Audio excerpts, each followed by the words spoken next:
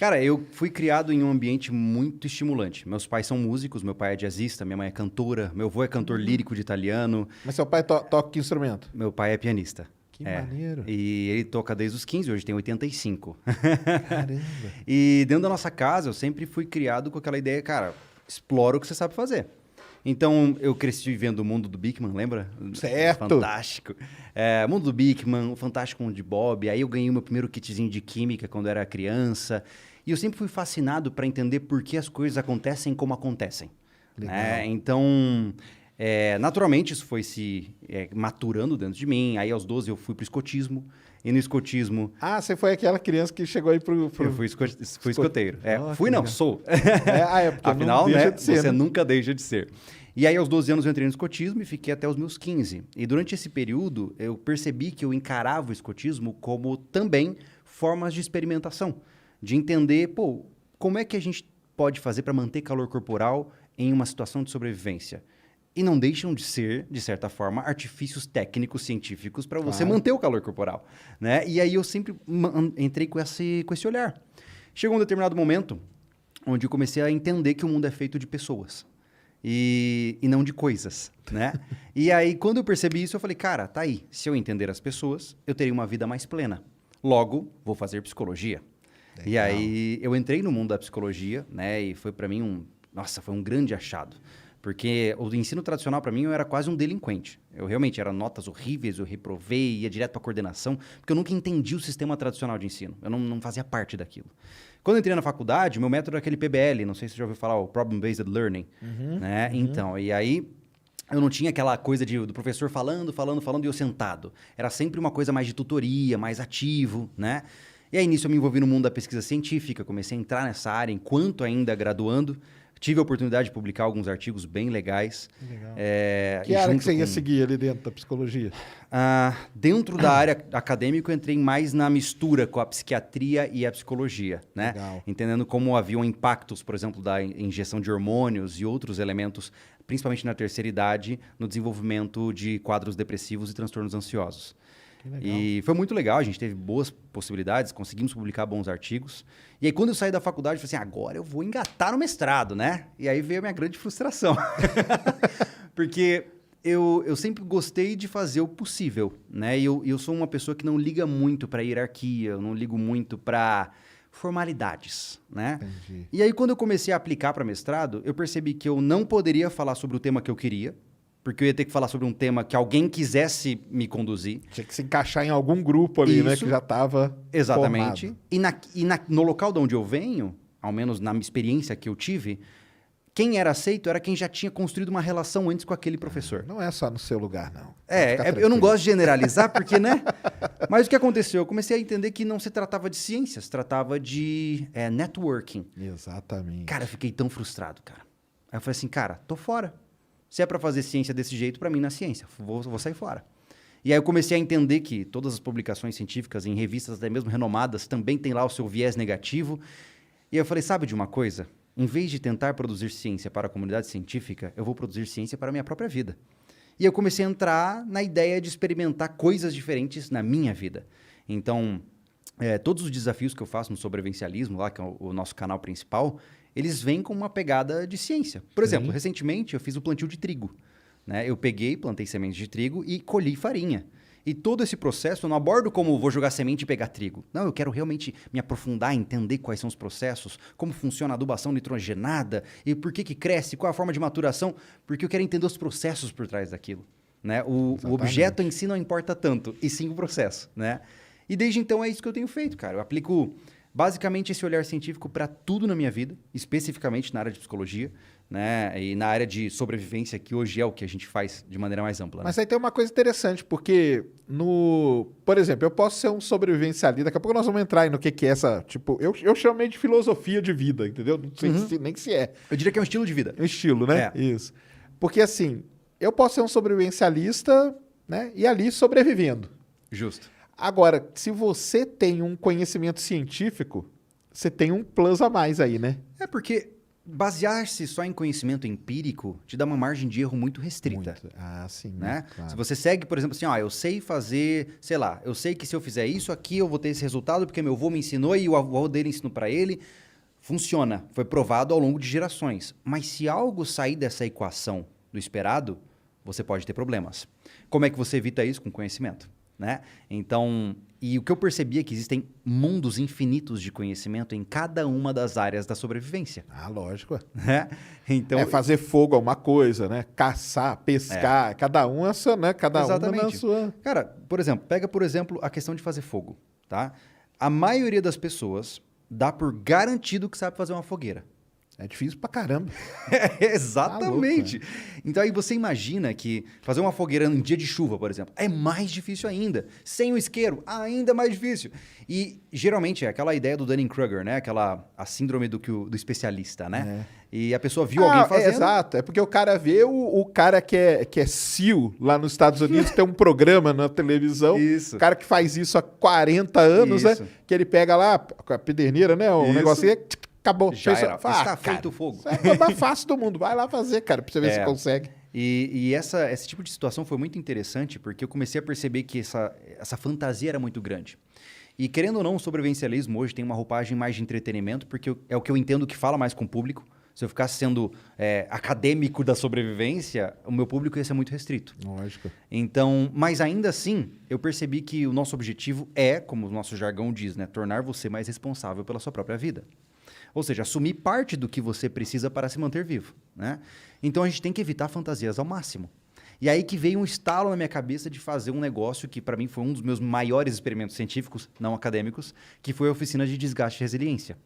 Que, basicamente, eu peguei 15 pessoas e coloquei-as durante 3 dias sobre desgaste físico e emocional intenso, frio, fome, medo, desconforto, para saber quem chegaria até o final. E foi um treinamento de SEAL mesmo, né? foi baseado na Hell Week, né? Do treinamento dos SEALs, né? Sei. Eu acho legal pra caramba. Eu já li vários livros dos SEALs, cara. Eu acho fantástico. maneiríssimo. Aqueles caras lá são... Tá louco. É. É sobrevivencialismo aquilo ali num grau...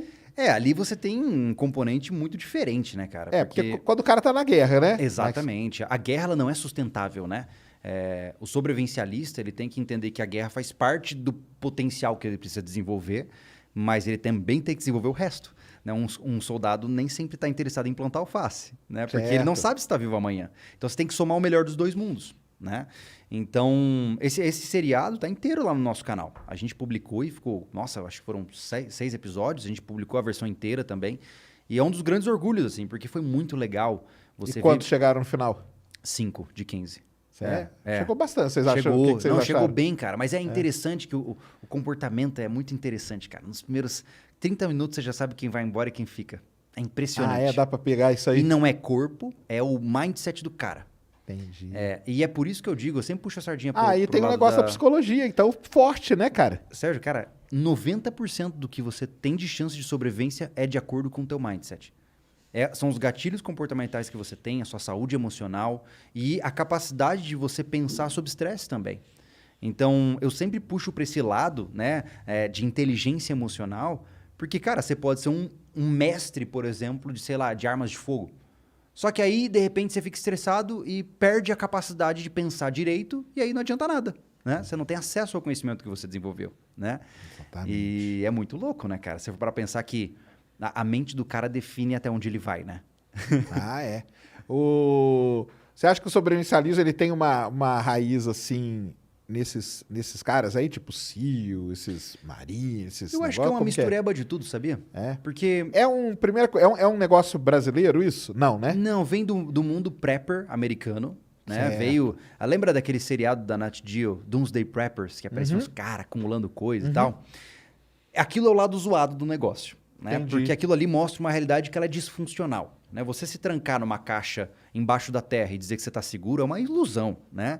Porque quem está estático, imóvel e trancado vai ser subjugado. Não houve nenhum castelo na Idade Média que não tenha sido tomado. Né?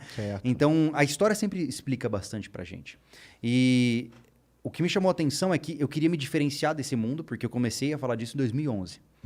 E aí veio 2012, lembra o fim do calendário azteca? Um dos melhores filmes que tem. Eu falo pra todo mundo assistir, cara. 2012 é legal pra caramba. É uma loucuragem aquilo lá. É, Yellowstone entra... Aliás, fiz até um vídeo hoje sobre super vulcão no meu canal. É verdade. Que é o Yellowstone entrando em erupção, né? E aí? Aí E aí o bicho pega. aí é complicado pra caramba, né? Mas é interessante isso, porque eu queria nos diferenciar dessa cultura bitoladona que os americanos têm da cultura prepper. E eu queria utilizar o sobrevivencialismo como uma forma do cara ampliar o potencial dele. Mas né? lá nos Estados Unidos, dependendo do lugar, cara, os caras eles têm isso muito por conta dos, vamos dizer assim, das situações, principalmente meteorológicas que eles vivem, né? Uhum. Então, por exemplo, tem o setor ali, o Tornado Alley, que a gente chama, né? Sim, Que é a região onde aquele tem muito cinturão, tornado ali. Aham.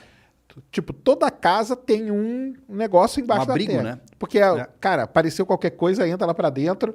Só Sim. que aquele negócio deles é um negócio super bem preparado, né? Eles mantêm aquilo lá com mantimento, Sim. com um monte de coisa. E é específico para uma ameaça em específico. Exatamente. Né? É pra isso. Pra isso aí. Agora... A galera que vive ali perto o local pode ter furacão. Exatamente. O pessoal dos terremotos lá na Califórnia, que é uma outra coisa. Isso é meio uma cultura americana, né? Aqui eles têm isso. É porque lá eles têm essa concepção de que eles já estão sempre sob ameaça, né?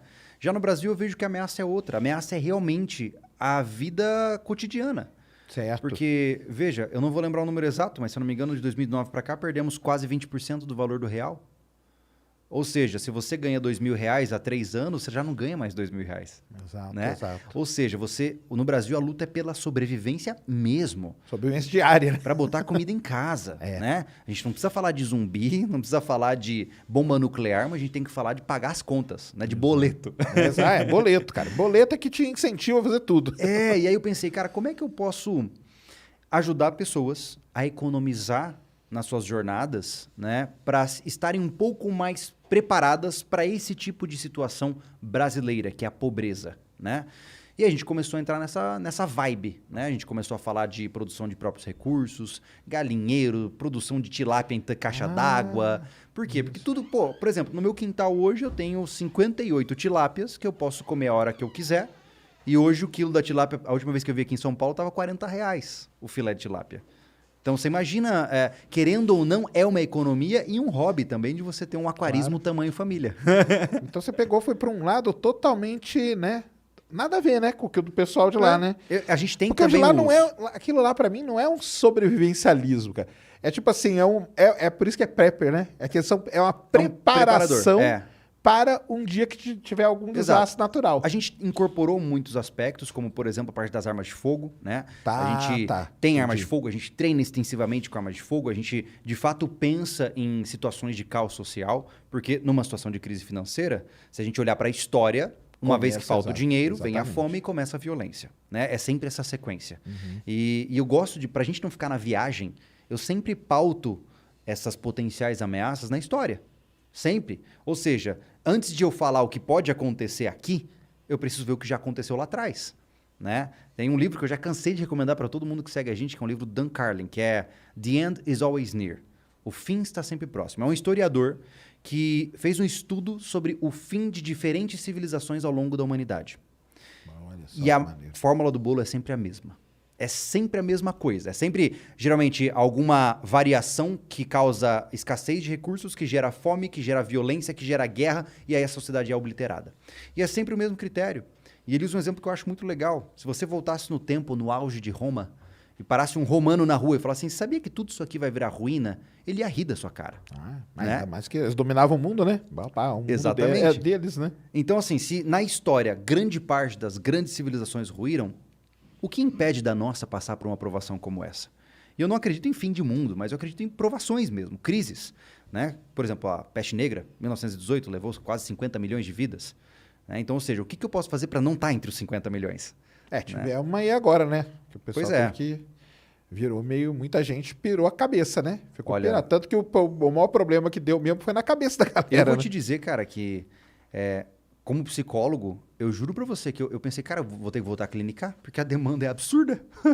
Porque as pessoas estão realmente adoecidas, né? E pra você ver, houve uma quebra abrupta e violenta da vida? Não, cara. Você Sim, pensar assim. se você pode lidar com falências, talvez muita gente que está assistindo perdeu negócios, talvez você não possa ter saído de casa para fazer suas rotinas habituais, mas sua vida não estava sob a ponta de uma arma, sendo perseguido por um grupo político. Então, e nisso você já descabeçou por completo. Ou seja, cara, vamos fortalecer a nossa mente, né? Vamos nos construirmos como seres um pouco mais robustos para passar por cenários como esses sem sermos afetados. Essa é a premissa do sobrevivencialismo. É robustecer o indivíduo, né?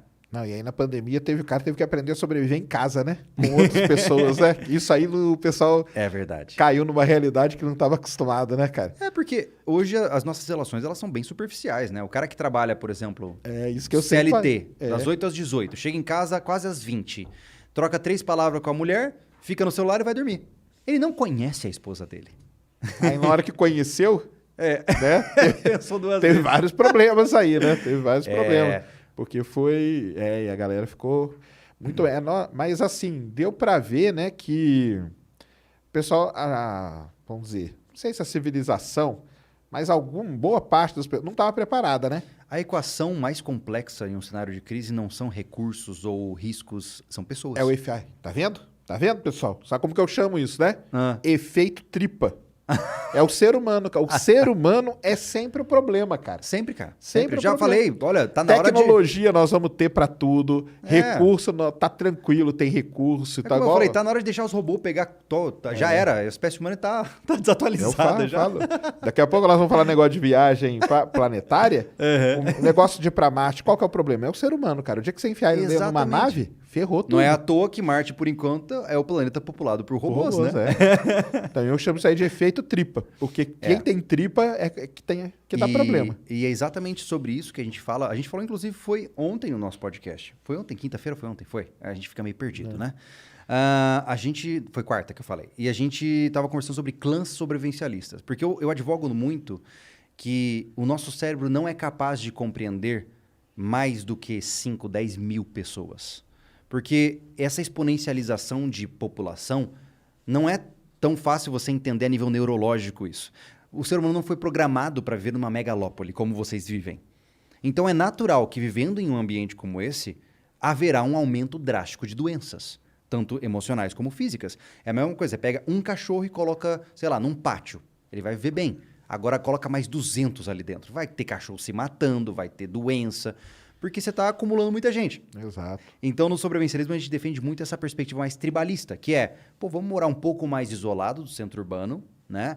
Em um grupo de pessoas que confiamos e entre nós faremos quase que uma cultura de escambo, de trocar os recursos que cada um produz entre si, né? Nada ripongo. O negócio é realmente propriedade privada e comércio, né? Porque... E usando a tecnologia que está disponível. Exato, tudo. 100%. Porque a autossuficiência é um mito, pô. Eu sempre falo pro pessoal, você acha que eu vou conseguir produzir remédios para quimioterapia na minha chácara? Não, claro que não. Então, sim, eu dependo da tecnologia, eu dependo da evolução científica. Mas eu tenho certeza de que eu vivo uma vida muito mais plena hoje na minha chácara, com a minha filha correndo no barro, brincando com formiguinha, pegando fruta do pé, do que se ela estivesse num apartamento trancado em cima de um carpete. Né? Então, os fatos mostram por si só. Então, o que a gente defende hoje é, cara, encontra pessoas que você confia, que você conheceu com fome e com frio, para você poder colocar do teu lado, para estar junto com você na trincheira. Porque a vida já é muito difícil. A vida, sem crise nenhuma, já vai ter luto, vai ter traição, vai ter mentira, vai ter discórdia. Pô, passar por tudo isso, num lugar ruim, e com pessoas que você não conhece direito, de forma superficial, cara, é tão difícil. É complicado. Então, a gente se fecha em grupos, né? Eu digo que os sobrevivencialistas eles se fecham em grupos familiares e grupos interfamiliares para criar uma bolha mais protegida, né? Mas aí não tem, num caso extremo, esses grupos irem crescendo e virar depois uma cidade? Pode coisa? acontecer. Pode, né? né? Estamos sempre fadados a cometer os mesmos erros, né? Afinal, São Paulo, quem sabe, um dia já foi uma tribo, né? Então, porque tem aquele pessoal que fala assim, né? Que a humanidade, ela vai, se junta, depois acontece alguma coisa, alguma guerra, separa. Aí depois vai, junta de novo e separa. Tem todo esse ciclo aí que vai acontecendo durante a história, né? O que nós podemos fazer é o melhor com o que nós temos. Né? Ou seja, eu estou com meus 32 anos de idade. Se eu conseguir até os meus 80 construir uma vida do jeito que eu defendo ser a ideal para criar uma filha responsável e que queira um mundo melhor, Aí, a partir deste ponto, Ema, o problema é dela. Entendi. A gente constrói um legado, né, cara? Infelizmente, a gente não dura muito tempo por aqui, né? Temos um limite aí, né? É verdade, é verdade. Então, aí o sobrevivencialismo é tipo então é um estilo de vida que vocês falam. É um estilo de vida. É realmente a tentativa de voltar ao tradicional. Imagine que você está misturando o colonizador dos tempos antigos com a tecnologia do tempo atual. Tem hoje. Por exemplo, eu construí uma estufa, né? Na verdade, eu fiz um canteiro elevado. Por quê? Porque eu não queria ter dor nas costas cuidando das minhas plantas, certo? Aí eu pensei, sabe de uma coisa? E se a gente criar um microclima aqui dentro para evitar que, por exemplo, lá em Santa Catarina tem geada, tem muitas mudanças de temperatura, então eu vou criar um clima mais seguro para manter uma produtividade interessante, né? E aí eu entrei no mundo do controle, de fato, de um clima. E aí eu tive que instalar um controle de umidade, um sistema de irrigação automatizado, aquela coisa toda. Resumindo, eu jogo as sementes. Eu não preciso mais entrar na horta. Ela se controla por completo. Então, ou seja, a tecnologia ajudando em algo Você tão cria um primitivo. ambiente controlado para tudo crescer. Então, legal. eu somo os aspectos tecnológicos, o próprio tanque de tilápias, que viralizou de uma forma absurda no nosso demais, canal. aquele tanque de tilápia, vai lá, chega, porque é sensacional. Mas é Deu ciência. trabalho, né? Mas é legal porque é ciência. Pensa comigo. Então. Você joga a ração, o peixe come. Aí vira fezes. As fezes se decompõem em amônia. A amônia, então, é quebrada por uma espécie de bactéria que transforma em nitrato e nitrito. Depois de um tempo, isso é consumido pelas plantas do sistema aquapônico. Então, é um sistema fechado, né? Isso é fascinante do ponto de vista científico, né, cara? Porque você está criando um ecossistema fechado, né? E é isso que me atrai. Né? Tanto que agora o pessoal está me desafiando a fazer um biodigestor. Aquele negócio que você faz com gases, né? Você coloca, por exemplo, o estrume das galinhas e tal, deixa lá dentro e você vai fazer gás de cozinha com aquilo. Sim, vai decompondo, gera o gás, aí você pega o gás e canaliza ele para algum canto, Exato, né? e eu acho isso muito legal, porque você vai sanando os pilares, pô. Lá em casa, por exemplo, eu não compro mais ovo, né? A gente já tem alface, a gente já tem um monte de coisas que eu tô somando nas minhas iniciativas e que vão me desconectando um pouco dos recursos externos, né? E nada de paranoico. Porque a maioria das pessoas, cara, fica defendendo que geralmente quando você fala de sobrevivencialismo, o cara pensa, você se prepara para o fim do mundo? Sim, não, claro. Nem de perto. E assim, aí uma ignorância minha, assim, tem muita gente que leva pro lado também vamos dizer, tem um grau maior de pessoas, por exemplo, vegetarianas? Cara, ou não, tem de não tudo. Tem nada a ver? Não, tem de tudo, poxa. Certo. Porque o sobrevivencialismo ele fala com todo mundo, né? Com religioso, com não religioso, Sim. com todas as etnias, de certa forma. Porque a maioria do Brasil é sobrevivencialista, se você for parar pra pensar, do ponto de vista factual. A maioria deles tem que sim, a cultura de subsistência do interior dos estados, pessoas que têm que plantar para comer, né? E tem gente que até hoje depende de caça de subsistência. Olha que loucura, cara. Então, assim, existe muito por aí. Né? É verdade. Não é nem de perto um negócio restrito. E eu já conheço várias pessoas que têm dietas mais restritivas, como, por exemplo, vegetarianos, até crudívoros que são sobrevivencialistas. E, assim, eu acho que é uma grande loucura, mas ele está no direito de fazer o que ele quer da vida dele. Com certeza. Né? Porque quanto maior a paleta de opções alimentares, menor as chances de desnutrição. Vai sobreviver melhor, Como que tá a comunidade no Brasil de sobrevivencialista? Ela é grande, é organizada? Vocês têm alguma coisa assim? Como que é? Eu não vou te dizer que está organizada, porque existem muitas pessoas que gostam do assunto, são entusiastas, acham super legal, mas não colocam em prática, né? Certo. E existem níveis de comprometimento diferentes. Eu sempre falo assim, cara, a primeira coisa, você tem que ter um EDCzinho, andar com um canivetezinho, uma lanterninha, porque você nunca sabe quando vai precisar, né? A hora ou outra você vai precisar cortar uma caixa, quem sabe? Você tem um canivete, né? Depois disso, o cara começa a comprar um pouco mais de comida para deixar em casa. Se o cara tiver pelo menos 2 meses de comida em casa, pô, ele já não vai passar por aperto se tiver uma greve de caminhoneiro, se tiver... Ele passa por isso um pouco mais suave, né? Então, aí a partir daí, quem sabe, ele pode botar na janela da casa dela um vasinho com temperinhos para aprender a plantar temperos. E aí o cara vai entrando no mundo. Daqui a pouco ele faz um curso básico de tiro para aprender a usar uma arma de fogo. Daqui a pouco faz um curso de primeiros socorros e ele vai entrando nesse mundo. Então, é muito difícil porque os sobrevivencialistas em geral têm uma certa aversão o meio público, né? A maioria prefere o anonimato por completo. Ah, é? É. Na verdade, eu sempre brinco dizendo que eu não sou um sobrevivencialista exatamente por isso. Porque eu dou a cara a tapa, né? Não, só acho que alguém a sua tem ideia que fazer o trabalho sujo. Não, a sua ideia é propagar esse estilo de vida. Exato, né? mas nisso eu coloco a minha forma. Exato, você mostra como que faz, né?